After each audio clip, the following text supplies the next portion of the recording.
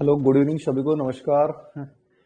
3 minute थोड़ा सा विघन रहा। आवाज आ रही है आप लोगों के पास? कुछ प्रॉब्लम्स हैं इसमें। आवाज आ रही है क्या? हेलो हेलो, एक सेकंड।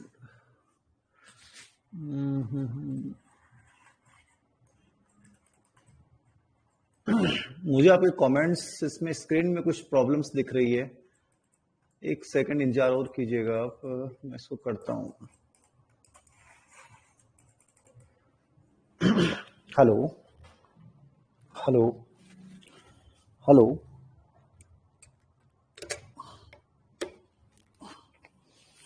हेलो। सभी को गुड इवनिंग, सभी को नमस्कार। आवाज मेरी प्रॉपरली आप लोगों के पास पहुंच रही है? क्योंकि इसमें मुझे आपके कमेंट नहीं दिख रहे हैं, इसलिए मैं इसको आश्वस्त ही नहीं हो पा रहा हूं कि आप लोगों की आवाज, आप लोगों के कमेंट्स। लर्निंग टॉपिक चल रहा है हमारा, और इस लर्निंग टॉपिक में अब तक हम लोगों ने खूब सारी चर्चाएं की हैं, खूब सारे बिंदु पढ़ लिए हैं, और लाइव क्लासेस आपको बेहद पसंद भी आ रही हैं। बहुत से बच्चों को भी पता भी नहीं है कि लाइव क्लासेस जो हैं वो कहाँ पे हैं सर। ये बड़ी प्रॉब्लम है। और सिर्फ 300 से 400 बच्चों को ही इस बात का पता है कि लाइव ऑप्शन में जाने के बाद आप इस वीडियो को कभी भी देख सकते हैं। तो सभी को इस बात का पता नहीं चल पा रहा है। तो खैर कोई बात नहीं, कोशिश करेंगे कि सभी तक ये बात पहुंचे। अभी तक मेरे पास स्क्रीन दिख नहीं रही है, मुझे नहीं पता है कि आप लोग मुझे देख पा रहे हैं और मेरी बात सुन पा रहे हैं कि नहीं सुन पा रहे हैं। तो अब तक हमने इस टॉपिक में, लर्निंग टॉपिक में, लर्निंग का अर्थ पढ़ा है, लर्निंग के प्रोसेस पढ़ी है। और लर्निंग की प्रोसेस पढ़ने के बाद जो है, नमस्कार, आवाज आ रही है मेरी आपके तक? आप लोग मुझे देख पा रहे हैं? नमस्कार।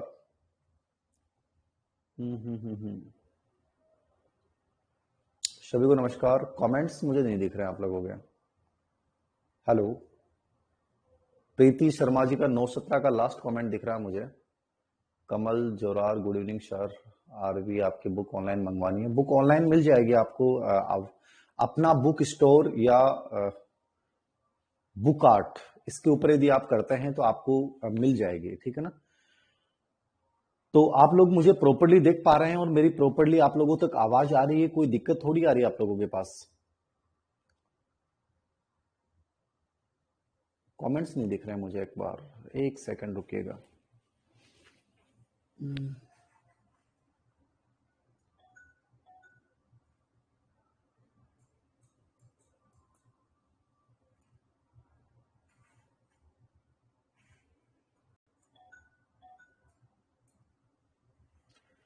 राम राम। नरेंद्र जी, आवाज आ रही है ना मेरी? प्रमोद जी जांगेड़ का कमेंट दिखा है मुझे। मतलब आप लोग मुझे प्रॉपर्ली देख पा रहे हैं ना? नमस्कार। आप लोगों तक आवाज आ रही है? प्रॉपर्ली मुझे देख पा रहे हैं आप लोग? सभी को नमस्कार, गुड इवनिंग। कोई दिक्कत थोड़ी आ रही है किसी के? कमेंट्स कीजिए, मुझे आइडिया नहीं लग रहा है। पढ़ाना शुरू करूं उसके बाद में? नमस्कार नमस्कार सरिता जी, नमस्ते नमस्ते।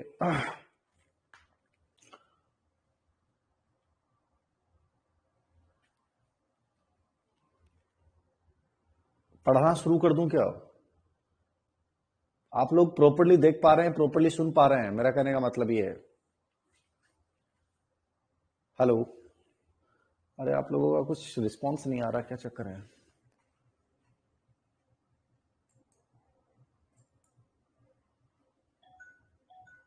ठीक है ठीक है ठीक है ठीक है ठीक है ठीक है ठीक है ठीक है। जी सर, आ रहा है आ रहा है आ रहा है। चलो ठीक है ठीक है ठीक है ठीक है। एक सेकंड। नमस्ते नमस्ते नमस्ते। आ रही है आवाज? चलो आ रही है ना? नमस्ते नमस्ते, ठीक है। सब कुछ सही है गुरुजी, सुरेंद्र जी, ठीक है।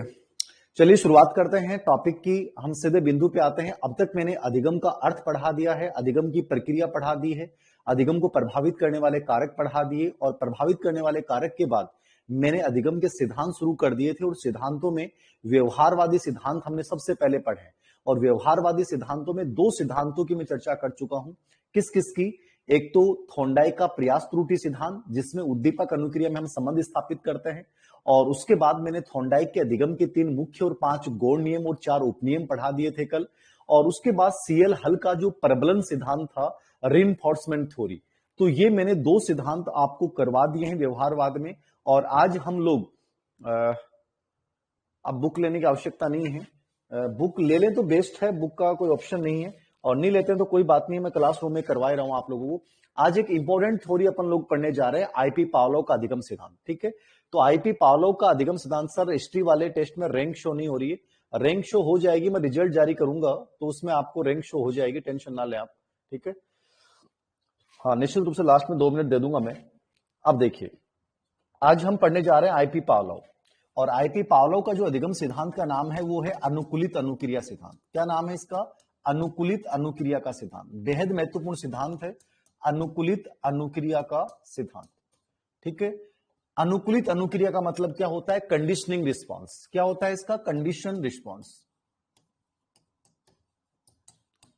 कंडीशन रिस्पॉन्स, ये इसका एक नाम है। अनुकूलित अनुक्रिया, कंडीशनिंग रिस्पॉन्स इसको कह दें, ये इसका एक मूल नाम है, लेकिन आपको कई नाम देखने पड़ेंगे। तो एक तो एक नाम हो गया कंडीशनिंग रिस्पॉन्स थ्योरी, इसके अलावा जो अन्य नाम है वो क्या क्या है, इसके सभी नाम लिखेंगे आप। संबद्ध प्रतिक्रिया, दूसरा नाम लिख लें, संबद्ध प्रतिक्रिया का सिद्धांत। संबद्ध भी कंडीशनिंग के संबंध में आता है, कंडीशनिंग रिस्पॉन्स थ्योरी। तो जो अनुकूलित अनुक्रिया है, वही शब्द संबद्ध है कि अपन किसी चीज के साथ अपने आप को जोड़ लेते हैं, और वो जैसे हो रही है उसके अकॉर्डिंग वैसी अनुक्रिया होती है, संबद्ध प्रतिक्रिया है।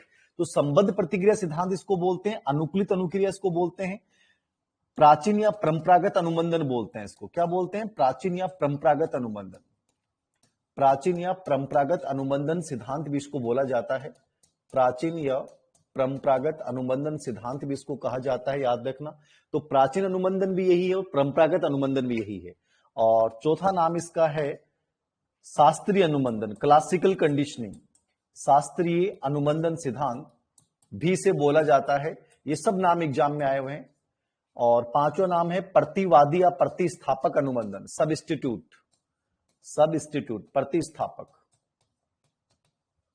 प्रतिस्थापक अनुबंधन भी इसको आप बोल सकते हैं, प्रतिवादी या प्रतिस्थापक अनुबंधन। और लास्ट में नाम है एस अनुबंधन। एस का मतलब होता है स्टिमुलिश अनुबंधन, मतलब इसमें उद्दीपक प्रधान है। तो ये सब इसके नाम है। सब नाम आप देख सकते हो तो बहुत बढ़िया, सब नाम नहीं देख सकते, कम से कम इंपोर्टेंट जरूर देखना आप, ठीक है ना। यदि हिस्ट्री वाले टेस्ट में आपने बहुत अच्छे नंबर, मतलब ये 30 में से मान के चलिए यदि 20 प्लस हैं, तो इतिहास में बहुत बढ़िया है आपका, और कोशिश करेंगे हिस्ट्री को और अच्छा इंप्रूव करें, ठीक है ना। तो अनुकूलित अनुक्रिया सिद्धांत, कंडीशनिंग रिस्पॉन्स सिद्धांत इसको अपन बोलेंगे। संबद्ध प्रतिक्रिया भी एक प्रकार से, संबद्धता भी कंडीशनिंग के संदर्भ में प्रयुक्त होता है। प्राचीन या परंपरागत अनुबंधन, क्योंकि सबसे पहले कंडीशनिंग का प्रयोग करने वाले आईपी पावलोव थे, इसलिए इसको प्राचीन या परंपरागत अनुबंधन बोलते हैं। शास्त्रीय अनुबंधन, क्लासिकल कंडीशनिंग, ठीक है, ये प्राचीनता की वजह से इसको शास्त्रीय अनुबंधन बोला जाता है। और प्रतिवादी या प्रतिस्थापक अनुबंधन, सबस्टिट्यूट कंडीशनिंग, यानी कि मूल उद्दीपक के स्थान पे दूसरे उद्दीपक के प्रति अपना अनुबंधन स्थापित करते हैं, ये प्रतिवादी या प्रतिस्थापक अनुबंधन होता है। और एस अनुबंधन, एस अनुबंधन का मतलब होता है उद्दीपक प्रधान अनुबंधन। एस का मतलब क्या होगा? स्टिमुलिस कंडीशनिंग, ठीक है। तो उद्दीपक इसमें प्रधान है, अनुक्रिया इसमें प्रधान नहीं है। सर जैसे क्लास से नोट्स लिखो प्लीज। मुकेश जी, आप इतनी देर में मैंने जब लिखा बोर्ड पे तो आप आराम से लिख सकते थे। आप ये चाहते हो कि मैंने लिख दिया है उसके बाद मैं धीरे धीरे लिखाऊं, तो कोर्स जिंदगी में कभी पूरा नहीं हो। जब मैंने ऑलरेडी रिकॉर्डेड वीडियो डाल रखे हैं, उसके बाद मैं लाइव के माध्यम से दोबारा करवा रहा हूं, तो आप कितना समय चाहोगे? फिर कहोगे कि सर सिलेबस नहीं हो रहा है, आपने इतने वीडियो कम डाले हैं, सिलेबस टाइम पे नहीं हो रहा है। तो आप सब चीजें नहीं पॉसिबल है कि आप लाइव भी सर पढ़ा दो, रिकॉर्डेड के वीडियो भी डाल दो, ठीक है, नोट्स भी लिखवा दो, ये सब पॉसिबल नहीं है, याद रखना, कदापि पॉसिबल नहीं है। आप इतना समय मिलता है कि आप आराम से इन चीजों को कर सकते हैं, लेकिन छोटे छोटे बहाने चाहिए, सर स्पीड ज्यादा हो गई, कम हो गई, मतलब ये क्या सेंस है?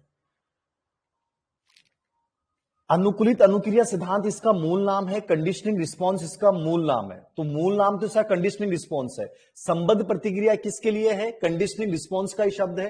प्राचीन एंशिएंट कंडीशनिंग, परंपरागत कंडीशनिंग, ठीक है, क्लासिकल बोलेंगे इसको, ये भी क्लासिकल कंडीशनिंग है। प्रतिवादी, प्रतिस्थापक, सब्स्टिट्यूट हो जाएगा। और एस अनुबंधन यानी कि स्टुम्बलिस अनुबंधन। तो ये तो सब के सब नाम देख के जाने हैं। प्रतिपादक कौन है? IP Pavlov. आईपी पावलोव इसके नाम पूरा नाम है, इवान पेट्रोविच पावलोव। आप तो केवल पावलोव याद रखना। कब दिया इन्होंने? 1904 में दिया। कब दिया इन्होंने? 1904 में दिया। कहां के हैं ये? रूस के हैं। क्या थे ये? शरीर विज्ञानी थे, याद रखना। ये प्रश्न आया हुआ है, क्या मनोवैज्ञानिक हैं क्या ये मनोवैज्ञानिक नहीं है, याद रखना। ये क्या है? शरीर विज्ञानी है। इनको साइकोलॉजिस्ट नहीं माना जाता है, शरीर विज्ञानी, याद रखना। और ये नोबेल से भी सम्मानित है। किससे सम्मानित है? नोबेल पुरस्कार भी इनको मिला गया था पाचन क्रिया के लिए। नोबेल किसके लिए मिला था? पाचन क्रिया के लिए मिला था। 1904 में ही इनको नोबेल मिला था, याद रखना, ठीक है। और ये अनुबंधन के पिता कहे जाते हैं। किसके पिता कहे जाते हैं? फादर ऑफ कंडीशनिंग, अनुबंधन के पिता। तो ये याद रखना, अनुबंधन के पिता ये कहे जाते हैं। तो ये समझिएगा, ये सब सिद्धांत के नाम है। अनुकूलित अनुक्रिया, संबद्ध प्रतिक्रिया, प्राचीन या परंपरागत अनुबंधन, शास्त्रीय अनुबंधन, प्रतिवादी या प्रतिस्थापक अनुबंधन, सब्स्टिट्यूट कंडीशनिंग, एस अनुबंधन, क्योंकि इसमें उद्दीपक प्रधान है। दिया किसने? आईपी पावलोव ने। कब दिया? 1904 में। कहां के हैं? रूस के हैं। कौन से थे? शरीर विज्ञानी थे, मनोवैज्ञानिक नहीं है, याद रखना। कई बार प्रश्न पूछा गया है क्या आईपी पावलोव साइकोलॉजिस्ट हैं? तो आईपी पावलोव साइकोलॉजिस्ट नहीं है, याद रखना। ये एक प्रकार से शरीर विज्ञानी है, ठीक है। नोबेल पुरस्कार इनको मिल चुका है। किसके लिए मिल चुका है? पाचन क्रिया के लिए मिला था, क्योंकि ये शरीर विज्ञानी थे। और 1904 में ही इनको नोबेल पुरस्कार मिला है। और ये फादर ऑफ कंडीशनिंग, आपसे प्रश्न पूछ ले कि सर अनुबंधन का पिता किसे कहा जाता है, तो अनुबंधन का पिता आईपी पावलोव को कहा जाता है। किसे कहा जाता है? आईपी पावलोव को अनुबंधन का पिता कहा जाता है। तो ये थोड़ा सा आप देख लीजिएगा, ठीक है। फादर ऑफ कंडीशनिंग किसे कहा जाता है? आईपी पावलोव को फादर ऑफ कंडीशनिंग कहा जाता है, ठीक है। सभी को नमस्कार। तो ये बेसिक चीजें हैं, ये सब की सब आपको देखनी है। आईपी पावलोव देखना है, इसके नाम देखने हैं, ये बहुत नॉर्मल चीजें हैं। इनमें मेरे अकॉर्डिंग कोई डाउट आपके नहीं होना चाहिए। कंप्लीटली आप लोगों ने बहुत अच्छे से इसको देख लिया होगा, ठीक है। अब अपन इस सिद्धांत के अंदर की बातें करेंगे। ये सिद्धांत बहुत बेसिक सिद्धांत है, और इस सिद्धांत को समझिएगा, दो लाइनों के माध्यम से समझिएगा इस सिद्धांत को। क्या है सिद्धांत? ये सिद्धांत ये कहता है कि कोई भी मूल उद्दीपक होता है। क्या होता है? मूल उद्दीपक। मूल उद्दीपक का मतलब होता है जिसको देखकर रिस्पॉन्स अवश्य होगा, वो होता है मूल उद्दीपक। ये कहता है कि आपके सामने यदि कोई मूल उद्दीपक रखा जाता है, उसको देखकर आप प्रतिक्रिया करते हो, और जो प्रतिक्रिया करोगे वो कहलाएगी स्वाभाविक प्रतिक्रिया, यानी यूसीआर। आपके सामने मूल उद्दीपक रखा, जैसे यूसीएस हमने रखा, और उस यूसीएस को देखकर, यूसीएस का मतलब अनकंडीशनल स्टिमुलस, को देखकर आपकी जो प्रतिक्रिया होगी वो स्वाभाविक प्रतिक्रिया होगी, यूसीआर होगी। अब हम आपके सामने क्या करते हैं? उस मूल उद्दीपक से पहले कोई भी कृत्रिम उद्दीपक रख देते हैं, और बार बार ऐसा ही किया जाता है। कृत्रिम उद्दीपक, मूल उद्दीपक, स्वाभाविक प्रतिक्रिया, कृत्रिम उद्दीपक, मूल उद्दीपक, स्वाभाविक प्रतिक्रिया, ये बार बार रिपीट किया जाता है। एक दिन हम क्या करते हैं, केवल आपके सामने कृत्रिम उद्दीपक रखा जाता है, मूल उद्दीपक आपके सामने नहीं रखा जाता है, लेकिन आपकी प्रतिक्रिया वही होती है जो आपने किसको देखकर की थी? मूल को देखकर की थी। ऐसा क्यों होता है? क्योंकि आपने उसके साथ क्या कर ली? कंडीशनिंग। समझिएगा, सिंपल सा है, समझिएगा, सिंपल सा है कि इसने कुत्ते के सामने, कुत्ते पे प्रयोग किया। किस पे प्रयोग किया? इसने कुत्ते पे प्रयोग किया। इसने कुत्ते को बांध दिया और कुत्ते की पेरोटिक ग्रंथि का ऑपरेशन किया। कौन सी ग्रंथि का ऑपरेशन किया? कुत्ते की पेरोटिक ग्रंथि, याद रखना। कुत्ते की पेरोटिक ग्रंथि का ऑपरेशन किया, मतलब लार ग्रंथि का इसने ऑपरेशन किया। अब ये प्रयोग के दौरान क्या करता है? जो मैं आपको टेबल लिखाने वाला हूं वो टेबल लिखें। विजय जी नोट्स कहां से पढ़े? अरे नोट्स लिख्स को थे सागे सागे। और यदि मेरी वाली किताब है तो किताब ले आओ, 185 रुपये की, 80 रुपये की किताब है। जान थोड़ी निकल आता है पैसा खर्च करें तो। बा किताब ले आओ, बा नोट्स ही है, और मैं जो बताऊं बस समझ लो। अरबी किताब में अंडरलाइन करता जाओ। और फिर भी थारा हूं नोट्स लिखने की इच्छा है तो मैं नोट्स लिख लू एक मैनो, और फिर भी नोट्स लिखने की इच्छा है तो मैं पीडीएफ उपलब्ध करवा दूंगा। और के करनो चाहिए बताओ थे? एक ही प्रश्न 50 बार पूछता है। तो ये कुत्ता है, ठीक है, और कुत्ते को इसने बांध दिया, और बांधने के बाद कुत्ते की इसने क्या किया? पेरोटिक ग्रंथि का ऑपरेशन किया। किसका ऑपरेशन किया? पेरोटिक ग्रंथि का ऑपरेशन किया। किसने किया? आईपी पावलोव ने किया। क्या किया? आईपी पावलोव ने किया। अब देखो, कुत्ता भूखा है। कुत्ता क्या है? भूखा है। इसने कुत्ते के सामने सबसे पहले क्या रखा? भोजन। क्या रखा कुत्ते के सामने? सबसे पहले भोजन रखा। अब याद रखना भोजन क्या है? यूसीएस है। भोजन क्या है? यूसीएस। यूसीएस का मतलब होता है अनकंडीशनल स्टिमुलस। यूसीएस का मतलब क्या होता है? अनकंडीशनल स्टिमुलस, यानी मूल उद्दीपक। भोजन देते ही कुत्ते ने क्या टपकाई? लार टपकाई। क्या टपकाई? लार। लार क्या कहलाएगी? यूसीआर। क्या कहलाएगी? यूसीआर। यूसीआर का मतलब होता है अनकंडीशनल रिस्पॉन्स, यानी मैंने आपके सामने यूसीएस दिया, मूल उद्दीपक दिया, और मूल उद्दीपक देते ही कुत्ते ने लार टपकाई, यानी कि अनकंडीशनल रिस्पॉन्स किया, यूसीआर किया। कब किया? भोजन के देने पर। कब किया?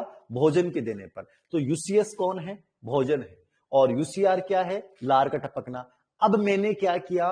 कुत्ते के सामने केवल घंटी बजाई। केवल क्या बजाई? घंटी। घंटी का मतलब क्या है? CS, conditional stimulus. क्योंकि घंटी यूसीएस नहीं है। घंटी को देखकर लार क्यों टपकाएगा? तो घंटी सीएस नहीं है, सीएस है, यूसीएस नहीं है। घंटी को देखते ही कुत्ते ने कुछ किया क्या? कुछ नहीं किया। ये पहली क्रिया समझनी है आपको। प्रयोग से पूर्व मैंने कुत्ते के सामने भोजन दिया, यूसीएस दिया। यूसीएस का मतलब क्या है? Unconditional stimulus.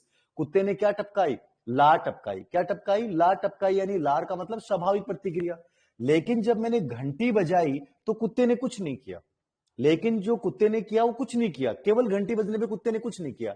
अब मैं क्या करता हूं कि प्रयोग के दौरान मैं कंडीशनिंग करने के लिए क्या करता हूं? पहले कुत्ते के सामने घंटी बजाता हूं, यानी सीएस देता हूं, फिर मैं भोजन देता हूं।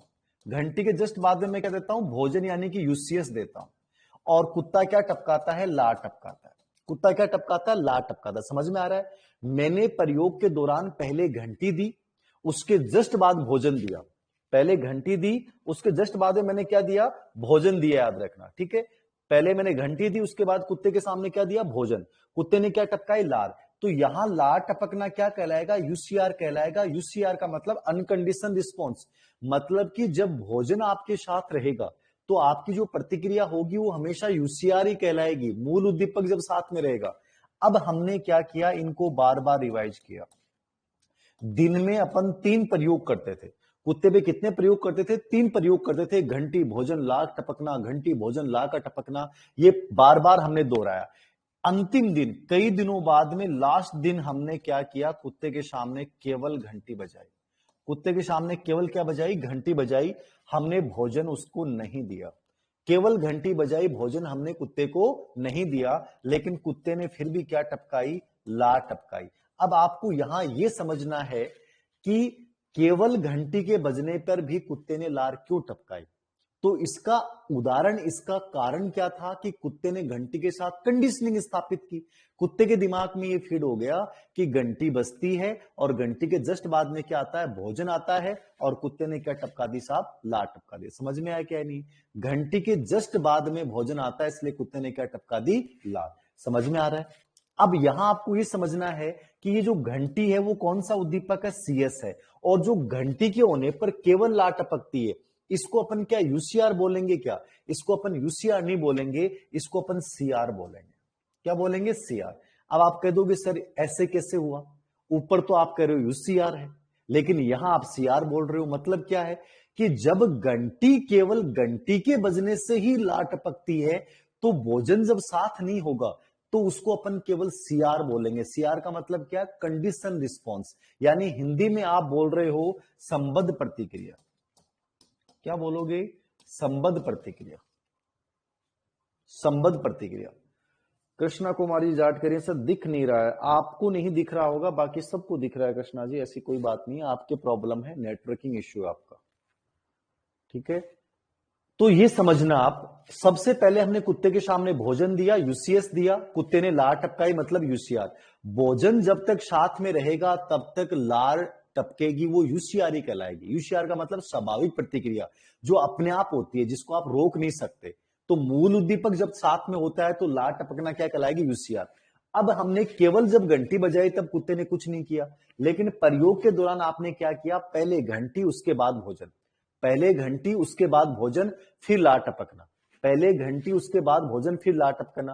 अब हमने इसको बार बार दोहराया, घंटी, भोजन, लार टपकना, घंटी, भोजन, लार टपकना।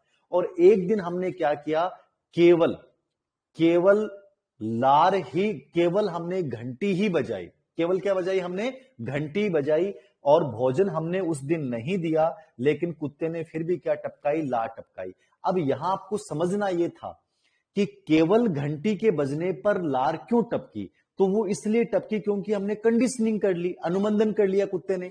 लेकिन यहां यह समझना है कि केवल घंटी के बजने पे जो लार टपकती उसको अपन सीआर क्यों बोलेंगे। सीआर का मतलब क्या है, कंडीशन रिस्पॉन्स। क्या है, कंडीशन रिस्पॉन्स। मतलब सीआर इसलिए बोलेंगे इसको क्योंकि जब मूल उद्दीपक साथ में नहीं होता है तो हमेशा उस प्रतिक्रिया को सीआर ही बोला जाएगा।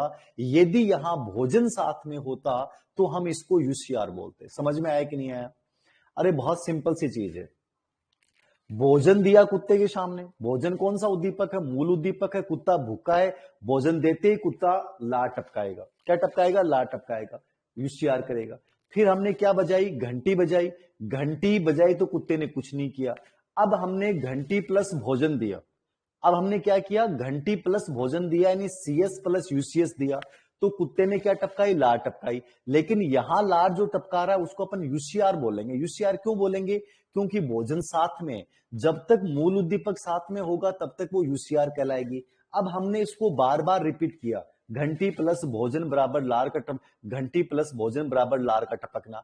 एक दिन यानी कि 10 से 15 दिन बाद में हमने केवल घंटी बजाई, हमने भोजन नहीं दिया और कुत्ते ने फिर भी लार टपकाई। ये क्यों टपकाई कुत्ते ने लार, वो इसलिए टपकाई क्योंकि उसने घंटी के प्रति क्या स्थापित कर लिया, कंडीशनिंग स्थापित कर ली। क्या स्थापित कर ली, कंडीशनिंग स्थापित कर ली। लेकिन उस लार के टपकने को अपन क्या बोलेंगे, उस लार के टपकने को अपन यूसीआर नहीं बोलेंगे, उसको अपन केवल सीआर बोलेंगे। सीआर इसलिए बोलेंगे क्योंकि मूल उद्दीपक साथ में नहीं था। बस इतना सा समझना है, कुछ नहीं है, बेसिक सा कॉन्सेप्ट है। 2-3 बार इसको रिपीट करना है, इस टेबल को आराम से समझ में आ जाएगा। रिकॉर्डेड वीडियो में भी मैंने ये वीडियो डाल रखा है, पावलव, वहां भी आप देख सकते हैं। और लाइव क्लासेस में मैंने दिखा दिया। गीता जी आपको नहीं दिख रहा है, या तो आपके मोबाइल की प्रॉब्लम है, यहां सभी को दिखाई दे रहा है, ऐसा कुछ नहीं है। 2-3 बच्चों को नहीं दिख रहा है, वो हमेशा, सर घंटी हमेशा सीएस होता है क्या, यहां सीएस है, यहां सीएस है, जरूरी नहीं कि हमेशा सीएस होता है।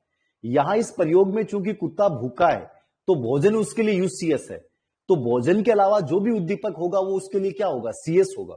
तो घंटी यहां पे क्या है, सीएस है, याद रखना, ठीक है ना। ओके, इसको समझ लीजिएगा, ये पूरी टेबल आपकी याद होनी चाहिए ना। भोजन प्लस लार का टपकना, यूसीएस बराबर यूसीआर, फिर सीएस बराबर कुछ नहीं, फिर सीएस प्लस यूसीएस बराबर यूसीआर, फिर सीएस प्लस यूसीएस बराबर यूसीआर, ठीक है। और लास्ट में हमने केवल क्या बजाई, घंटी बजाई। और घंटी बजने पे कौन सी प्रतिक्रिया हुई, लार का टपकना हुई। लेकिन लार के टपकने को अपन यहां यूसीआर नहीं बोलेंगे, केवल क्या बोलेंगे, सीआर। तो ये टेबल आपकी याद होनी चाहिए। अब देखना, इस पे एग्जाम्पल पूछता है, इस सिद्धांत पे एग्जाम्पल पूछता है। और मैंने खूब सारे एग्जाम्पल देके बताए कि आपकी 2012 स्कूल लेक्चर में एक प्रश्न पूछा गया। क्या प्रश्न पूछा गया कि एक बच्चा है, वो स्कूल से आता है, और वो स्कूल से आता है तो वो एक जगह ट्रेक है, जूते निकालने का स्थान है, वहां जूते निकालता है, डेली यही काम करता है, स्कूल से आता है और वहां जूते निकालता है। अब जब वो शाम को जूते निकालने आया तो उसने देखा कि वहां तो जूते निकालने वाले ट्रेक ही नहीं रखी हुई। तो उसने मम्मी से पूछा, मम्मा ट्रेक कहाँ है। तो उसने, मम्मी ने कहा, बेटा ट्रेक तो मैंने उस कोने में रख दी है, तो उस कोने में जाके जूते निकाल दे। अब वो बच्चा जो है उसने उस कोने में जाके जूते निकाल दिए।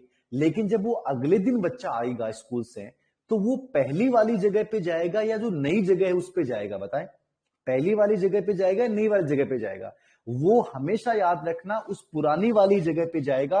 और वहां जाने के बाद, अरे यार कल मामा ने जगह चेंज कर दी थी, और फिर वो नई जगह पे जाएगा। मतलब उस बच्चे ने उस पुरानी जगह के साथ क्या कर लिया, कंडीशनिंग स्थापित कर ली। क्या कर ली, कंडीशनिंग स्थापित कर ली। हम हजारों व्यवहार ऐसे करते हैं, कंडीशनिंग वाले करते हैं। आपके 2011 आर्ट में एक प्रश्न आया कि राजू नाम का बालक है, वो बिजली की गर्जना को सुन के डरता है। अब बिजली की गर्जना को सुन के डरना, बिजली की गर्जना क्या होगी, मूल उद्दीपक, और स्वाभाविक प्रतिक्रिया क्या है, डरना। मूल उद्दीपक है बिजली गर्जना, स्वाभाविक प्रतिक्रिया क्या है, डरना।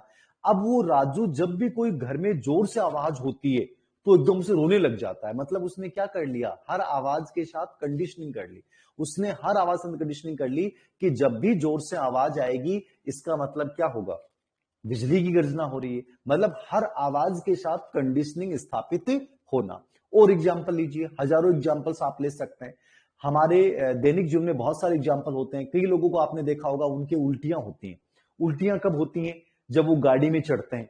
गाड़ी में चढ़ेंगे तो उनके तेल चढ़ेगा, तेल चढ़ेगा तो उनकी उल्टी होगी। अब तेल का चढ़ना और उल्टी होना, तेल का चढ़ना मूल उद्दीपक है, उल्टी होना स्वाभाविक प्रतिक्रिया है। लेकिन आप कभी भी देखना उन लोगों को जैसे ही गाड़ी के पास लेके जाओगे, जैसे ही बस के पास लेके जाओगे, बस में बैठे नहीं है वो, बैठने से पहले ही वो ऊ कर करके और उल्टियां शुरू कर देते हैं, भर देते हैं साहब सब कुछ।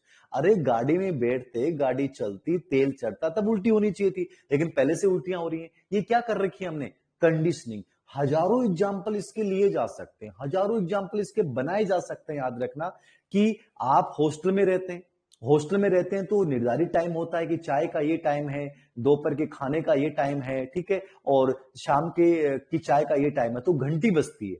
अब मान लीजिए कि 10 बजे घंटी बजती है डिनर के लिए। अब जैसे 10 बजे घंटी बजती है तो घंटी बजते ही आप क्या करते हो? खाना खाने जाते हो। घंटी के साथ आपने क्या कर रखी है? कंडीशनिंग कर रखी है। अब मान लीजिए 10 बजे फिक्स होता है, लेकिन किसी दिन मान लीजिए 9 बजे कोई आइसक्रीम वाला वैसी कोई आवाज या वैसी घंटी बजा देता है, तो आप तुरंत क्या देखोगे? टाइम नहीं देखोगे, आप तुरंत मेज की तरफ भागोगे। मतलब आपने क्या कर ली? कंडीशनिंग कर ली। क्या कर ली? कंडीशनिंग। तो हमारे दैनिक जीवन में हजारों एग्जाम्पल ऐसे हैं जो हम अनुबंधन की वजह से करते हैं। हजारों एग्जाम्पल, मतलब सुबह से लेकर शाम तक पता नहीं कितने सारे उदाहरण आप गिना सकते हैं जो कंडीशनिंग की वजह से हो रहे हैं। तो हमारा व्यवहार अनुबंधन की वजह से होता है। तो आपको यहां यह समझना है कि जो अनुक्रिया अपन मूल उद्दीपक के प्रति करते हैं, वही अनुक्रिया जब उससे मिलते जुलते या उसके जैसे ही दूसरे उद्दीपक के प्रति करने लग जाएंगे, इसको अपन क्या कहते हैं? अनुकूलित अनुक्रिया कहेंगे, इसको अपन कंडीशनिंग कहेंगे। ठीक है ना? ओके, ठीक है, क्लियर है। और एक बहुत बड़ा एग्जांपल आप लोगों ने देखा होगा कि अपने घर में एक ससुर जी होते हैं, ठीक है ना, बहू होती है, राजस्थान की संस्कृति है। तो ससुर जी जब आते हैं तो बहू क्या निकालती है? घूंघट निकालती है। अब ससुर जी तो मूल उद्दीपक हो गए और घूंघट निकालना क्या हो गया? स्वाभाविक प्रतिक्रिया होगी। क्या होगी? स्वाभाविक प्रतिक्रिया। और जब भी ससुर जी घर में आते हैं तो क्या करते हैं? आवाज करते हैं और ऐसे करते बहू घूंघट निकाल लेती है। ससुर जी को थोड़ी देखा उसने, लेकिन वो आवाज सुनते उसने क्या कर लिया? घूंघट निकाल लिया। अब उसने उसके साथ कंडीशनिंग कर ली। मतलब अपने जो वर्द लोग थे, इतने गजब के साइकोलॉजिस्ट थे, उन्होंने इतनी गजब की कंडीशनिंग करवाई है कि बहू जब भी वो आवाज सुनती है तुरंत समझ जाती है ससुर जी आ गए और घूंघट निकाले। तो ये कंडीशनिंग है, अनुबंधन है। तो हजारों एग्जाम्पल बनाए जा सकते हैं। बस आपके ये समझ में आना चाहिए कि वास्तव में इसका मतलब ये है कि अनुबंधन मूल उद्दीपक ये होता है, कृत्रिम उद्दीपक ये होता है। ठीक है, तो ये टेबल पूरी याद रखनी है। इस टेबल पे ये प्रश्न पूछ सकता है आपसे कि इस सिद्धांत में मूल उद्दीपक कौन था? भोजन था। ठीक है, इस सिद्धांत में कृत्रिम उद्दीपक कौन था या सीएस कौन था? अनुबंधित उद्दीपक कौन था? तो घंटी था। ठीक है, इस सिद्धांत में जो उद्दीपक दिए गए उनका सीक्वेंस क्या था? पहले घंटी था उसके बाद भोजन था या पहले भोजन उसके बाद घंटी? तो याद रखना, पहले घंटी दी गई उसके बाद भोजन दिया गया। और तीसरा प्रश्न ये पूछ सकता है, केवल घंटी के उपस्थित होने पर जो प्रतिक्रिया होती है वो प्रतिक्रिया क्या कहलाएगी? अनुबंधित प्रतिक्रिया, सीआर कहलाएगी, संबद्ध प्रतिक्रिया। ठीक है, और भोजन के होने पे कौन सी प्रतिक्रिया कहलाएगी? यूसीआर कहलाएगी, स्वाभाविक प्रतिक्रिया आएगी। ठीक है ना? तो ये इसको याद रखना। ये टेबल आपके एकदम समझ में आ गई, क्लियर है। उदाहरण कैसा भी आ सकता है, टेंशन लेने की आवश्यकता नहीं है, कॉन्सेप्ट क्लियर होना चाहिए, फिर कोई दिक्कत नहीं। ओके, ठीक है। अब मैं कुछ इसकी बातें बताऊंगा, इस सिद्धांत की कुछ अंदर की बातें वो समझा रहा हूं। आईपी पावलो की कुछ अंदर की बातें वो लिखेंगे आप। एक तो ये याद रखना, ये सिद्धांत उद्दीपक सामान्यीकरण, ये सिद्धांत किस पे बल देता है? उद्दीपक सामान्यीकरण, उद्दीपक सामान्यीकरण और साहचर्य नियम पे बल देता है। मतलब ये प्रश्न आया हुआ है, बहुत बार आ गया, उद्दीपक सामान्यीकरण और साहचर्य नियम पर। कौन सा सिद्धांत उद्दीपक सामान्यीकरण? उद्दीपक सामान्यीकरण मतलब है स्टिमुलस जनरलाइजेशन, ठीक है, और साहचर्य का नियम है एसोसिएट शिफ्टिंग। तो ये सिद्धांत उद्दीपक सामान्यीकरण और साहचर्य परिवर्तन। साहचर्य परिवर्तन का मतलब मैंने समझाया था कि किसी एक परिस्थिति में किसी उद्दीपक के प्रति अपन एक क्रिया करते हैं, वही प्रतिक्रिया उस उद्दीपक या उससे मिलते जुलते उद्दीपक के प्रति वही सेम प्रतिक्रिया अपन रिपीट करते हैं, तो अपन इसको क्या बोलेंगे? साहचर्य नियम। क्या बोलेंगे इसको अपन? साहचर्य नियम बोलेंगे। और उद्दीपक सामान्यीकरण भी यही है कि मूल उद्दीपक के प्रति की जाने वाली प्रतिक्रिया को उससे मिलते जुलते दूसरे उद्दीपक के प्रति करना, ये उद्दीपक सामान्यीकरण है। तो ये दोनों प्रश्न एग्जाम में आए हुए हैं। उद्दीपक सामान्यीकरण और साहचर्य नियम पे कौन सा सिद्धांत आधारित है? IP Pavlov. एक प्रश्न आया था उद्दीपक सामान्यीकरण पे स्कूल लेक्चर में कि एक बच्चा है और वो बच्चा लाल रंग के गुलाब को छूता है। जैसे उसने लाल रंग के गुलाब को छुआ तो छूते ही उसकी अंगुली कट गई। अब अंगुली कट गई तो बच्चा क्या हुआ? दर्द हुआ। अब गुलाब को छूने से अंगुली कटी, दर्द हुआ। अब वो बच्चा जब भी कोई लाल रंग की वस्तु देखता है तो वो डरने लग जाता है। तो उस बच्चे ने क्या कर लिया? उस बच्चे ने उद्दीपक सामान्यीकरण कर लिया कि हर लाल रंग मुझे काटेगा, हर लाल रंग मुझे दर्द देगा। तो ये स्टिमुलस जनरलाइजेशन हो गया, उद्दीपक सामान्यीकरण हो गया। समझ में आ गया? साहचर्य नियम पे आधारित है, उद्दीपक सामान्यीकरण पे आधारित है। एक तो ये याद रखना। अरे उद्दीपक सामान्यीकरण को मतलब वो है कि मूल उद्दीपक के प्रति जो प्रतिक्रिया करते हैं वही प्रतिक्रिया दूसरे उद्दीपक के प्रति करने लग जाएंगे। कि लाल रंग के गुलाब को छूने पर अंगुली कट गई, अब बच्चा हर लाल रंग से डरने लग गया, ये उद्दीपक सामान्यीकरण है। और साहचर्य के नियम का मतलब भी यही है कि किसी एक उद्दीपक के प्रति जो आप एक प्रतिक्रिया करते हैं वही प्रतिक्रिया जब दूसरे उद्दीपक के प्रति या उससे मिलते जुलते उद्दीपक के प्रति करने लग जाओगे तो ये साहचर्य का नियम है। ठीक है, तो ये स्टिमुलस जनरलाइजेशन और एसोसिएट शिफ्टिंग साहचर्य का नियम इसको बोलते हैं। ये लिख लेना। दूसरी चीज आपको क्या लिखनी है? विलोपन। ये समझना है विलोपन क्या होता है। इस सिद्धांत में विलोपन का प्रयोग किया गया। विलोपन का मतलब होता है एक्सटेंशन।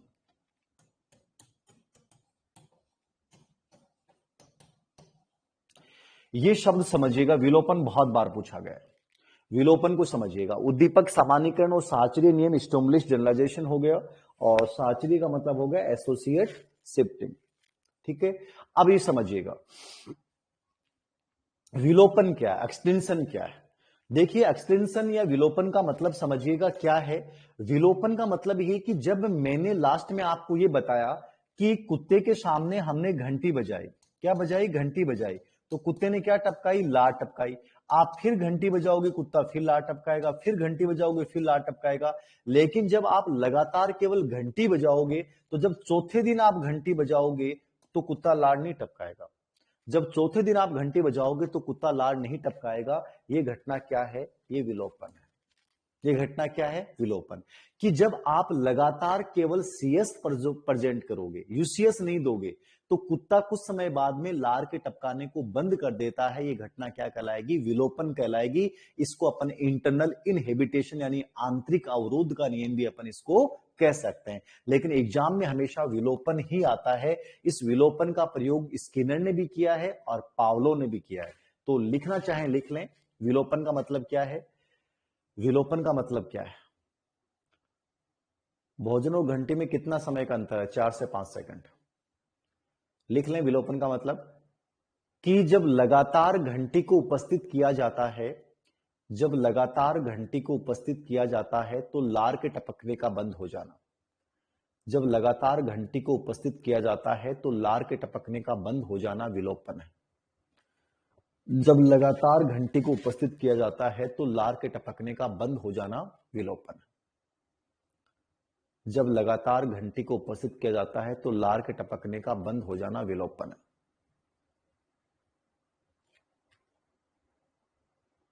समझ में आ गया विलोपन? कि केवल घंटी बजाओगे तो कुछ समय बाद में कुत्ता लार के टपकाने को बंद कर देगा। विलोपन।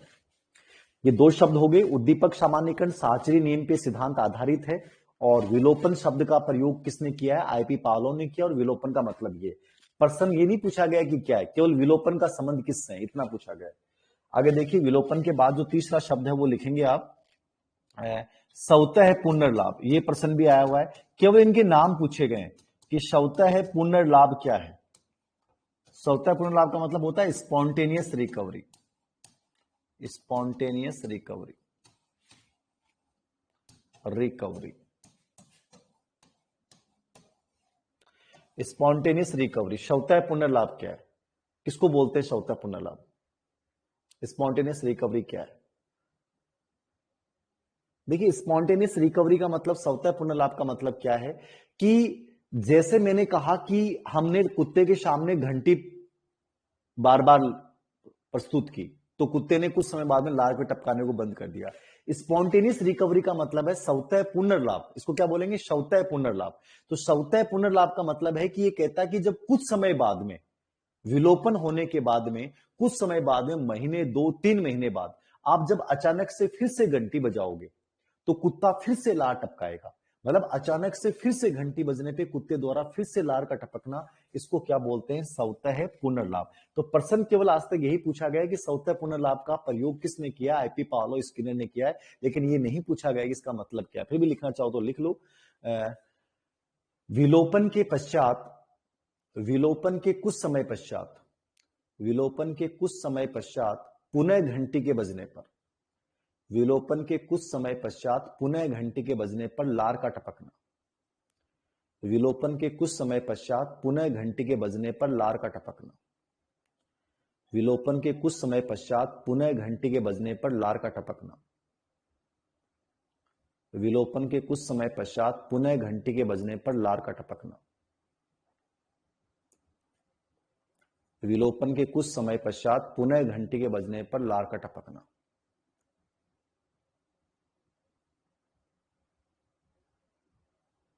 विलोपन के कुछ समय पश्चात पुनः घंटी के बजने पर लार का टपकना।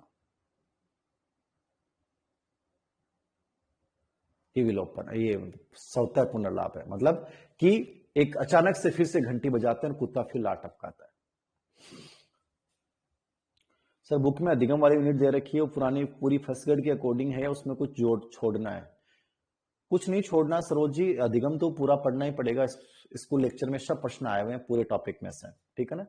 हमें आरपीएससी फर्स्ट ग्रेड एक ऐसा एग्जाम है जहां सिलेबस के हटकर एग्जाम पैटर्न को समझना पड़ेगा आपको। एग्जाम में कहां कहां से प्रश्न आए वो सब देखने पड़ेंगे, और अधिगम से पूरे टॉपिक से प्रश्न आए, ठीक है। तो ये देखना, ये स्पॉन्टेनियस रिकवरी। अब देखो एक शब्द और अपन इसमें यूज करते हैं, विभेदन। विभेदन क्या होता है? डिस्क्रिमिनेशन, ठीक है ना। विभेदन का मतलब क्या होता है? डिस्क्रिमिनेशन होता है, MENTION, डिस्क्रिमिनेशन। ये इंपॉर्टेंट नहीं है, लेकिन विभेदन इतना इंपॉर्टेंट शब्द नहीं है, याद रखना।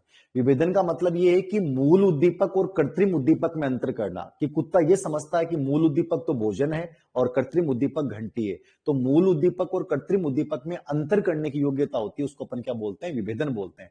तो ये इंपॉर्टेंट नहीं है, आप इतना याद रखना कि विभेदन शब्द का प्रयोग किसने किया है? आईपी पावलो ने विभेदन शब्द का प्रयोग किया है, बस इतना याद रखना। उसके बाद देखो स्वतः पुनर्लाभ और विलोपन, ये दो शब्द जरूर याद रखना। उद्दीपक सामान्यीकरण याद रखना, साहचर्य नियम याद रखना। और इसके अलावा इसने क्या यूज किया है? उच्च कोटि अनुबंधन शब्द यूज किया है। उच्च कोटि अनुबंधन, उच्च कोटि अनुबंधन का मतलब होता है हाई लेवल कंडीशनिंग। ये भी इंपॉर्टेंट नहीं है। उच्च कोटि अनुबंधन, उच्च कोटि अनुबंधन मतलब क्या हो गया? High level conditioning. उच्च का मतलब हाई हो गया, कोटि का मतलब लेवल हो गया, और अनुबंधन का मतलब कंडीशनिंग हो गया। तो हाई लेवल कंडीशनिंग क्या है? हाई लेवल कंडीशनिंग का मतलब यह है कि जब कुत्ता घंटी के प्रति लार टपकाता है तो कुछ समय बाद में ऐसी परिस्थितियां होती हैं कि वो कमरे में आईपी पावलो आएगा, तो उस जैसे आएगा लाइट जलाएगा तो लाइट के प्रति भी लार टपकाना शुरू कर देगा। इसको अपन क्या बोलेंगे? उच्च कोटि अनुबंधन। ये इतना नहीं याद करना है आपको, मैक्सिमम इतना याद रखना है कि आईपी पावलो ने उच्च कोटि अनुबंधन शब्द का प्रयोग किया है, बस इतना सही। इसने विलोपन शब्द का प्रयोग किया है, इसने स्वतः पुनर्लाभ शब्द का प्रयोग किया है, इसने उद्दीपक सामान्यीकरण या साहचर्य नियम का प्रयोग किया है। बस इतने से ये वर्ड्स याद रखने हैं आपको, ठीक है ना। ये वर्ड्स आप देख लोगे तो बहुत है। ऐसे इसने एक शब्द यूज किया है, आभासी अनुबंधन। आभासी का मतलब होता है स्वतः, ठीक है ना। आभासी अनुबंधन शब्द का मतलब क्या होता है? ऑटोमेटिक, अपने आप, स्वतः, ऑटोलेक्टिक बोल सकते हैं आप, ठीक है ना। अपने आप ही कंडीशनिंग होना, कि कुछ समय पश्चात ऐसी परिस्थितियां उत्पन्न होती हैं कि कुत्ता एक निर्धारित समय होते ही फिर से लार टपकाना शुरू कर देता है। इसको अपना आभासी अनुबंधन बोलेंगे। तो इन पे प्रश्न नहीं पूछे आज तक। ये एक बहुत डीपली जब अपन पढ़ते हैं इस सिद्धांत को, तभी चीजें अपने को देखनी पड़ती हैं। आभासी अनुबंधन शब्द का प्रयोग किसने किया? आईपी पावलो ने। तो इनको नॉर्मली देखना है ना, ज्यादा इन पे ज्यादा दिमाग मत लगाना, ठीक है ना। बहुत इजी वे में इनके नाम नाम देख के जाना है। अब मैं थोड़ी सी चर्चा करूंगा इसमें टाइप्स ऑफ कंडीशनिंग, अनुबंधन के प्रकार। ये जरूर थोड़ा सा इंपॉर्टेंट है कि अनुबंधन कितने प्रकार का होता है। अनुबंधन के प्रकार, कि हमने जो इसमें अनुबंधन पढ़ा है वो अनुबंधन कितने प्रकार का होता है। तो अनुबंधन जो होता है वो 4 प्रकार का होता है, इनको समझिएगा आप।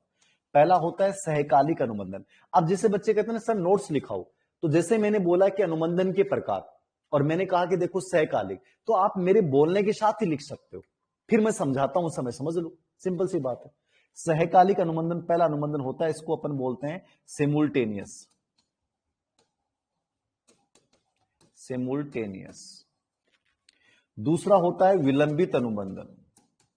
विलंबित, ये सबसे बढ़िया अनुबंधन होता है। विलंबित को अपन बोलते हैं डिलेड कंडीशनिंग।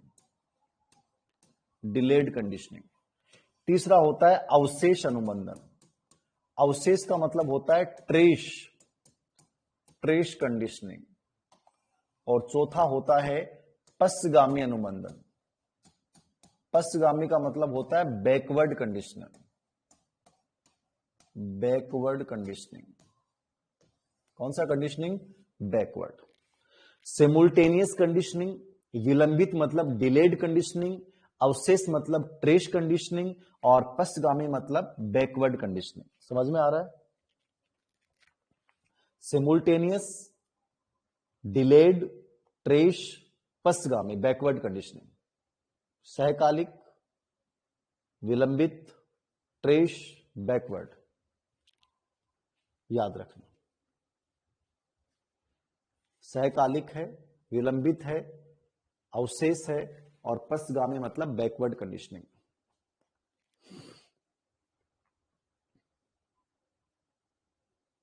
रामलाल जी कोई बात नहीं है, रीट में 113 नंबर आए हैं, आप सेकंड ग्रेड फर्स्ट ग्रेड लग जाओगे। कोई जरूरी नहीं है कि रीट में खराब हुआ है तो जिंदगी में सब खराब होगा, आप बहुत बेटर भी कर सकते हैं, सब बढ़िया हो जाएगा, टेंशन नहीं ले आप, सब बढ़िया होगा। इनको समझना, सहकालिक, विलंबित, ट्रेस और बैकवर्ड कंडीशनिंग।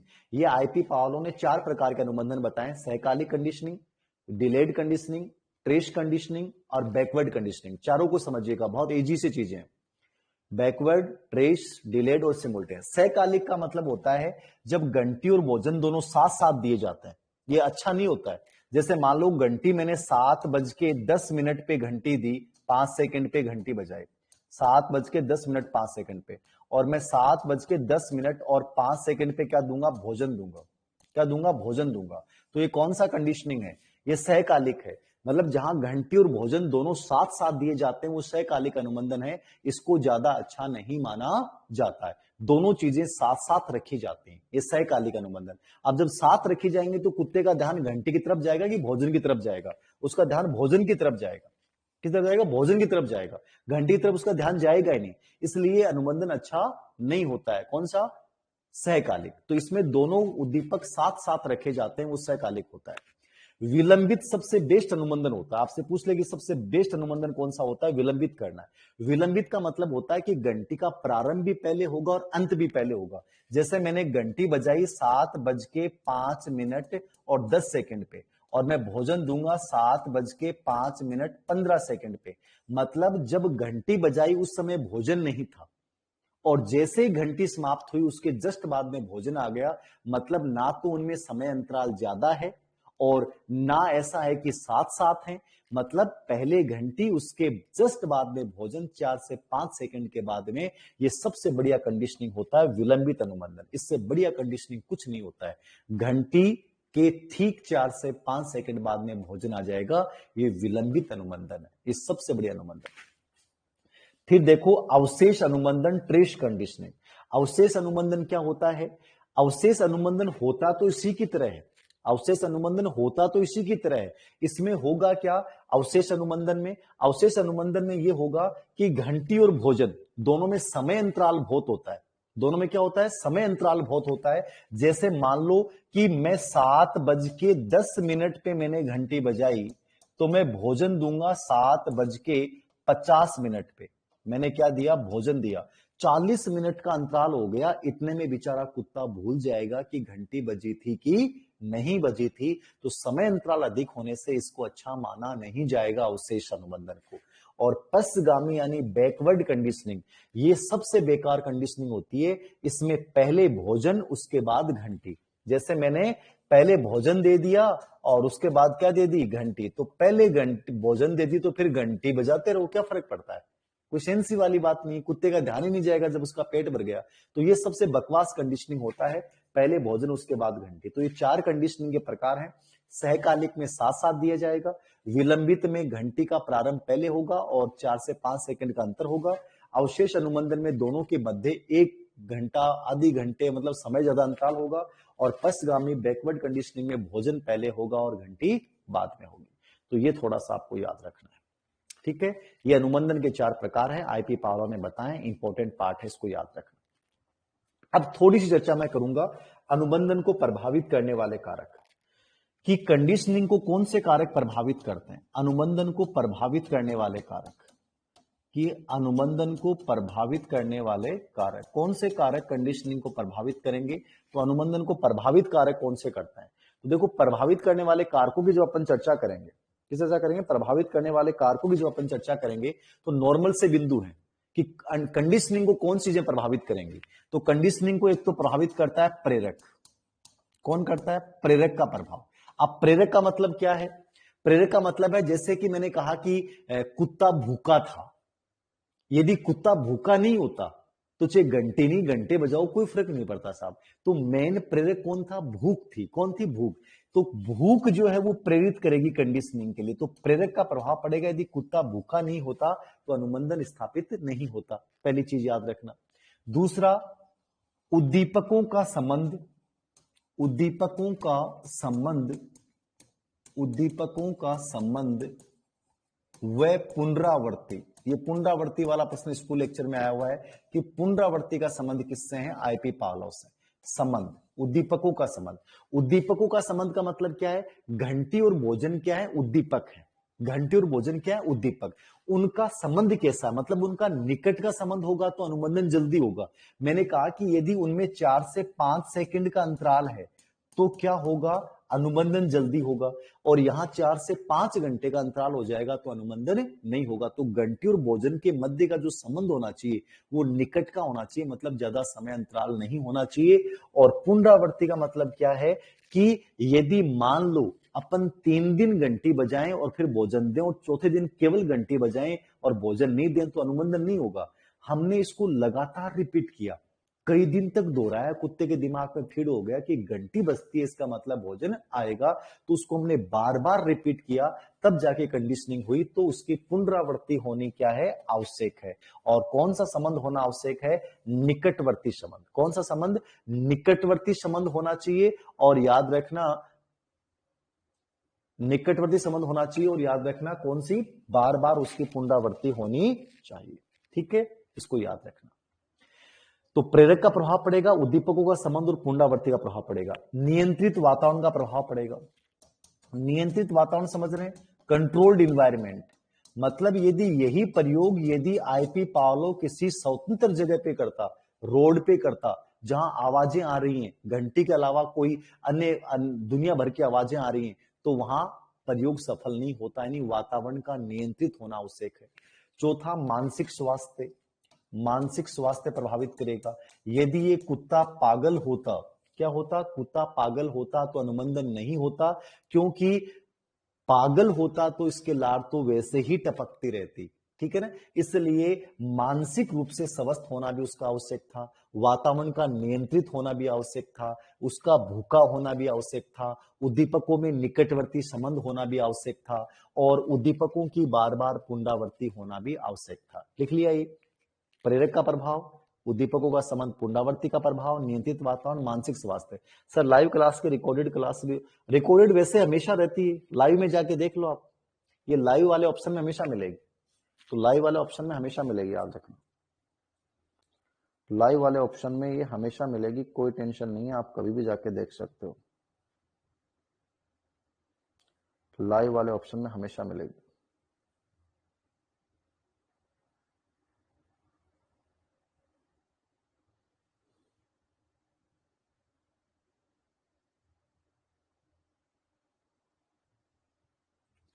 ठीक है,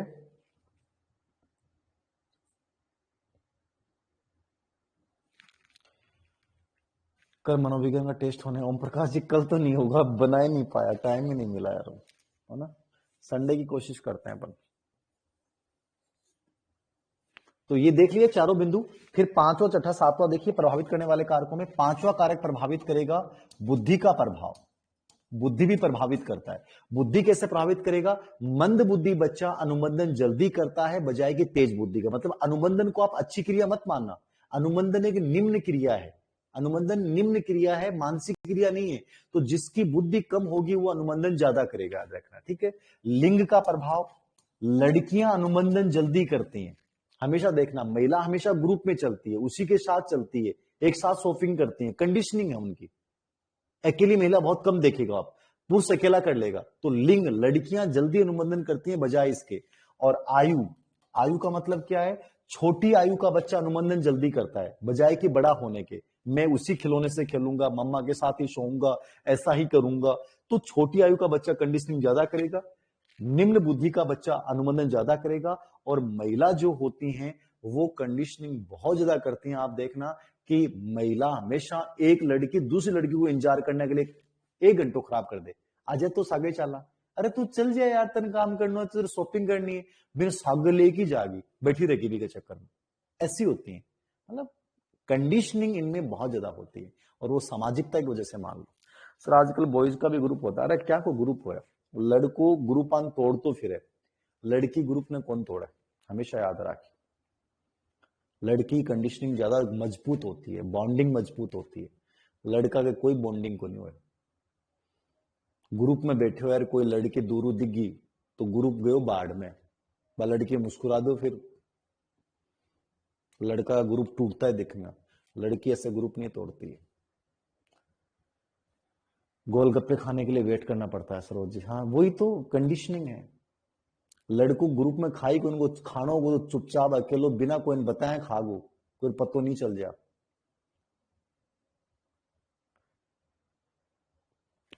ठीक है, जो प्रभावित करने वाले कारक है याद रखना। और एक याद रखना, अनुबंधित जो अनुक्रिया होती है वो अस्थायी होती है, स्थायी नहीं होती है। कंडीशनिंग जो होती है वो क्या होती है? अस्थायी। ये प्रश्न आया हुआ है स्कूल लेक्चर में कि आपकी आज जिसके प्रति कंडीशनिंग है कल हो सकता है किसी दूसरी वस्तु के प्रति हो जाए। तो कंडीशनिंग बदलती रहती है, अस्थायी होती है। तो ये देख लेना ना प्रभावित करने वाले कारक। अंतिम बिंदु है सिद्धांत का उपयोगिता क्या है। इस सिद्धांत की शिक्षा में क्या उपयोगिता है? तो शिक्षा में उपयोगिता देखना, उपयोगिता क्या है इसकी? एक तो भाषा विकास में उपयोगी है। किसमें उपयोगी है? भाषा विकास में, लैंग्वेज डेवलपमेंट में। अपन छोटे बच्चे को जो सिखाते हैं ना, वो वस्तुएं दिखा दिखा के सिखाते हैं। बेटा देखो ये एप्पल है, ये बनाना है। अब बच्चा जब उस वस्तु को देखेगा तो उसके साथ उसकी कंडीशनिंग स्थापित होगी। तो जो अपन प्राइमरी लेवल पे एबीएल का लहर कक्ष बनाते हैं, वस्तुओं को दिखा दिखा के बच्चे को बोलना सिखाना, वो कंडीशनिंग को क्रिएट करता है। तो भाषा विकास में उपयोगी है। समूह निर्माण में उपयोगी, ग्रुप निर्माण में। समूह निर्माण में कैसे? कि बच्चा अकेला रहता है, उस दूसरे बच्चों के साथ नहीं रहता है, उस बच्चे को 3 महीने जबरदस्ती एक ग्रुप में रख दो आप, और फिर कहो बेटा अकेला रह ले, वो अकेला नहीं रहेगा। 3 महीने उस ग्रुप के साथ रहेगा तो उस ग्रुप के साथ उसकी क्या हो जाएगी? कंडीशनिंग हो जाएगी। तो समूह निर्माण में उपयोगी है। सर निकटता, निकटता का मतलब है ज्यादा समय अंतराल नहीं होना चाहिए, समीपता, एकदम निकटता, सामीप्यता होनी चाहिए, निकटता और समीप्यता। तीसरी चीज है भय को दूर करने में। यह प्रश्न आया हुआ है स्कूल लेक्चर में, भय को दूर करने में सिद्धांत उपयोगी है। और भय को दूर करने में कैसे उपयोगी है? इस पे रेनर और वाटसन ने प्रयोग किया था। किसने प्रयोग किया था? रेनर और वाटसन ने 1920 में प्रयोग किया था। एक बच्चा था अल्बर्ट नामक बच्चा, ठीक है ना, उसके ऊपर प्रयोग किया कि एक बच्चा है अल्बर्ट नामक बच्चा, और ये बच्चा खेलता है और एक खरगोश को लेके लाया जाता है। जैसे ही बच्चे के पास खरगोश को लाया जाता है बच्चा रोने लग जाता है, फिर लाया जाता है फिर रोने लग जाता है, फिर लाया जाता है फिर रोने लग जाता है। 10 से 15 दिन लगातार उस बच्चे के पास खरगोश को लाया जाता है। कुछ समय बाद में देखते हैं कि बच्चा खरगोश से डरना बंद कर देता है। ये क्या है? भय को दूर। मतलब बच्चा जिस चीज से डरता है उसी चीज के पास उसे बार बार लेके जाओ, वो डरना बंद कर देगा। तो बच्चे में भय को यदि दूर करना है, समाप्त करना है, तो उसी वस्तु की कंडीशनिंग करवा दो उससे। तो रेनर और वाटसन ने 1920 में इस पे प्रयोग किया था। और किस पे प्रयोग किया था? अल्बर्ट नामक बच्चे पे। तो ये आया हुआ प्रश्न है कि भय को दूर करने में सिद्धांत उपयोगी है, समूह को निर्माण करने में उपयोगी है, भाषा विकास में सिद्धांत उपयोगी है, ठीक है ना। भय को दूर करने में। रेनर और वाटसन ने प्रयोग किया था कि एक बच्चा जो डरता है, अल्बर्ट नामक बच्चा खरगोश से, उस खरगोश को अपन बार बार लेके जाते हैं, कुछ समय बाद में बच्चा उस खरगोश से डरना ही बंद कर देता है। जिस चीज से डरेगा उसी जगह बार बार लेके जाओ, नहीं डरेगा। हो गया 3 नंबर पे। 4 नंबर पे, आदतों के निर्माण में, हैबिट्स निर्माण में, आदत निर्माण में सिद्धांत उपयोगी है। किसमें उपयोगी है? आदत निर्माण में। अब कहोगे सर आदत निर्माण में कैसे उपयोगी है? आदत निर्माण ऐसे की जाती है, जैसे मान लीजिए एक बच्चा है और वो बच्चा सो रहा है, उसकी मम्मा कमरे में आई और कमरे में आने के बाद मम्मा ने कहा बेटा खड़ा हो जा, और बेटे ने आवाज सुनी और खड़ा हो गया। आवाज का सुनना और खड़ा होना, आवाज तो क्या हो गया? मूल उद्दीपक, और खड़ा होना क्या हो गया? स्वाभाविक प्रतिक्रिया। ठीक है। अब मान लो मम्मी कमरे में आती है और जैसे ही कमरे में आती है तो क्या करती है? ट्यूबलाइट का बटन जलाती है या फैन का बटन जलाती है, फिर कहती है बेटा खड़ा हो जा, बेटा खड़ा हो जाता है। ये क्रिया डेली दोहराई जाती है। मामा ट्यूबलाइट का बटन जलाती है, फिर आवाज लगाती है, बेटा खड़ा हो जाता है। 10 दिन बाद में देखना, जैसे ट्यूबलाइट जलेगी तो बच्चा अपने आप खड़ा हो जाएगा। क्यों? क्योंकि उसने ट्यूबलाइट के साथ क्या कर ली? कंडीशनिंग कर ली कि ट्यूबलाइट जल गई मतलब मम्मा आ गई। इस प्रकार बच्चों में अपन हैबिट्स का निर्माण कर सकते हैं। 5 नंबर पे, सकारात्मक अभिव्यक्ति का निर्माण करने में, पॉजिटिव एटीट्यूड, सकारात्मक अभिव्यक्ति का निर्माण करने में, पॉजिटिव एटीट्यूड का निर्माण करने में। पॉजिटिव एटीट्यूड का मतलब है आप में नेगेटिव एटीट्यूड है, आप हमेशा सोचते हो सर मेरे साथ बुरा होता है, मेरे साथ गलत होता है, मैं हर परीक्षा में हार जाता हूं, मैं हर परीक्षा में रह जाता हूं। नेगेटिव एटीट्यूड है। अब मान लीजिए आपके आसपास इतने अच्छे अच्छे लोग रखे जाए, वो आपको कहें देखो मैं एक बार एग्जाम में 1 नंबर से रहा था लेकिन फिर अगली बार मैं टॉप कर गया। दूसरा बच्चा कहता है मेरे सामने ये परेशानी आई थी लेकिन मैं उनसे लड़ा और मैं ये बन गया। मतलब आपके सामने लगातार यदि अच्छी अच्छी बातें की जाएंगी तो आपके दिमाग में नेगेटिविटी हट जाएगी और पॉजिटिविटी बन जाएगी। और यदि आपके पास नेगेटिव ही बातें की जाएंगी तो आपका एटीट्यूड नेगेटिव बन जाएगा। तो बच्चे में अपन पॉजिटिव एटीट्यूड का निर्माण उसके सामने अच्छा वातावरण बना के अच्छी अच्छी बातें करके कर सकता है। 6 नंबर पे, सकारात्मक विवर्ती का निर्माण करने में, आदत का निर्माण करने में और मानसिक रोगों के उपचार में। किस उपचार में? मानसिक रोगों के उपचार में। मानसिक रोगों उपचार में कैसे? कैसे मानसिक रोगों उपचार में? मानसिक रोगों उपचार में इस प्रकार से हो सकता है कि जैसे मुन्ना भाई एमबीबीएस मूवी आपने देखी, तो मुन्ना भाई एमबीबीएस मूवी ही तो कहती है कि आपका व्यवहार किसी भी आदमी को सही कर सकता है। आप अच्छे व्यवहार से उसका कंडीशनिंग करवा सकते हो। बीमार आदमी के साथ यदि आप अच्छी बातें करोगे, कह रहे आज तो बहुत सही लग रहे हो, दवाइयां असर कर रही हैं, तो उससे ऐसा लगेगा मैं सही हो रहा हूं। ऐसे ही जो मानसिक रोगी हैं उनको अपन ये एहसास करवाते हैं कि तुम सही हो, तुम गंदे नहीं हो, तुम खराब नहीं हो, तुम अच्छा कर रहे हो, तो उनको अपने आप इंप्रूवमेंट होता है। तो उनके साथ अच्छा व्यवहार करके अपन किसी भी बीमार को, किसी भी रोगी को सही कर सकते हैं। तो मानसिक रोगों को दूर करने में और मानसिक स्वास्थ्य में ये सिद्धांत बड़ा उपयोगी है, बहुत उपयोगी है। आप बच्चे को डॉक्टर के पास लेके जाओ और डॉक्टर बड़ा बकवास सा है, गुस्सा कर रहा है, वो कितना अच्छा डॉक्टर क्यों नहीं हो, बच्चे पे उस दवाओं का असर नहीं होगा। और एक बच्चे को डॉक्टर के पास लेके जाओ, ऐसे डॉक्टर है, फर्जी डॉक्टर है, लेकिन वो कहता है बेटा क्या हाल चाल है, आराम से बैठ जा, ले बेटा ये चॉकलेट खा लेना, फिर बच्चे को दवाई देता है। तो बच्चे के दिमाग में काम होता है, यार देख कितना अच्छा डॉक्टर है, वो उसकी दवाइयां असर करेंगी। तो जिंदगी में याद रखो, किसी बीमारी को दूर करने के लिए आपका अच्छा व्यवहार, अच्छी कंडीशनिंग बहुत जरूरी है। ठीक है ना? आपका यदि व्यवहार खराब है तो आदमी और बीमार बन जाता है। कैंसर जैसे रोग को हम कैसे जीत सकते हैं? पॉजिटिविटी से। तो मानसिक रोगों को दूर करने में 6-7 नंबर पे देखना, समायोजन में, एडजस्टमेंट में भी ऐसे उपयोगी है। आपका बच्चों का एडजस्टमेंट स्थापित करना, उनके साथ पॉजिटिव ही लोगों को रखो, धीरे धीरे वो उनकी तरह एडजस्टमेंट करना स्थापित कर देगा, कंडीशनिंग कर लेगा। ठीक है। सुंदर लेख सुधारने में, आपको सुंदर लेख बनाना है तो आप क्या करो, एक सांचा ला दो बच्चे को कि इस बेटा इसमें कै को लिखना है, इसमें कै को लिखना है। जब लगातार उस अक्षर को उसी बनावट में लिखेगा तो उसके साथ उसकी कंडीशनिंग हो जाएगी और वो समायोजन सुंदर लेख लिखना शुरू कर देगा।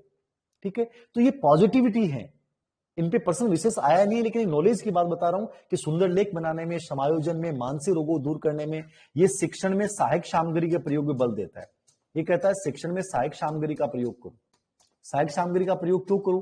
क्योंकि सहायक सामग्री का प्रयोग जब आप करोगे तो बच्चा उस टीचिंग एड को देखेगा और उससे कंडीशनिंग होगा। भाई ज्योग्राफी पढ़ रहे हो और ज्योग्राफी मानचित्र और ग्लोब से पढ़ रहे हो, तो आप जब ज्योग्राफी में मानचित्र देखोगे तो मानचित्र के साथ आपकी कंडीशनिंग हो जाएगी। इससे वो चीज लंबे समय तक याद रहेगी। तो ये सिद्धांत शिक्षण में सहायक सामग्री के प्रयोग पे भी बल देता है। तो ये सिद्धांत की उपयोगिता है, इसको देख लीजिएगा। हैबिट्स निर्माण में, पॉजिटिविटी निर्माण में, मानसिक रोगों और बीमारियों को दूर करने में, समायोजन स्थापित करने में, सुंदर लेख बनाने में और सहायक सामग्री के प्रयोग के ऊपर ये बल दिया करता है। ठीक है, सहायक सामग्री के प्रयोग पे बल दिया करता है। तो ये आईपी पावलोव था। मैंने कोशिश की है कि आपको आईपी पावलोव बहुत बढ़िया तरीके से समझ में आ गया होगा पॉजिटिवली। और बाकी जब अधिगम के हम क्वेश्चन, टेस्ट पेपर के क्वेश्चन लेंगे तो और आपको आइडिया लग जाएगा कैसे प्रश्न आते हैं। बाकी मैंने हर प्रश्न की चर्चा कर ली है। इसको आराम से एक एक चीज को आप दोबारा घर पे रिपीट करना, समझ में आ जाएगा। तो आज के लिए बहुत है। गुड नाइट सभी को। जय हिंद, जय भारत। सर एसएसटी के 8 सब्जेक्ट एक दिन में कितने कवर कर सकते हैं? मेरे अकॉर्डिंग 3 सब्जेक्ट या 4 सब्जेक्ट आपको 8 से 10 दिन लेके चलने चाहिए। फिर 4 सब्जेक्ट आपको, मतलब 4 सब्जेक्ट को आप लेके चलें, ठीक है। और एक एक घंटा दें। एसएसटी में यदि आप हैं तो 4 सब्जेक्ट को एक एक घंटा दें चांदनी जी, ठीक है। तो सभी को गुड नाइट, जय हिंद, जय भारत। ओके, क्लास का टाइम फिक्स करो। नरेंद्र जी क्लास का टाइम फिक्स नहीं होता यार, मैं बिजी रहता हूं। लगभग मैंने बताया कि 8 से 10 के बीच में। फिक्स यही है कि 8 से 10 के बीच में, ठीक है ना। ये फिक्स सा मानो 8 से 10 के बीच में रहेगा। गुरुदेव आज वाले टेस्ट की रैंक बता देंगे, हिस्ट्री वाले टेस्ट की रैंक डाल देंगे, कल बताएंगे आपको। Okay, thank you. 7वां एडिशन जोधपुर में नहीं मिली, 2 दिन बाद में आप ट्राई करना, सब जगह मिल जाएगी। बुक खत्म थी राजस्थान में, 7वां एडिशन सब जगह मिल जाएगा 2 दिन बाद में। ओके, थैंक यू सभी को, जय हिंद, गुड नाइट।